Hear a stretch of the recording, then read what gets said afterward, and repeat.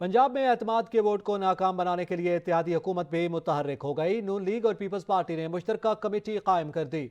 वज़ीर आज़म शहबाज शरीफ ने वज़ीर आला पंजाब के एतमाद के वोट के मामले पर मुस्लिम लीग नून और पीपल्स पार्टी के अराकीन पर मुश्तमिल कमेटी कायम कर दी। वज़ीर कानून आज़म नज़ीर तारड़, वफाकी वज़ीर साद रफीक, वज़ीर दाखिला राना सनाउल्लाह, अता तारड़ और पीपल्स पार्टी से हसन मुर्तज़ा कमेटी में शामिल हैं।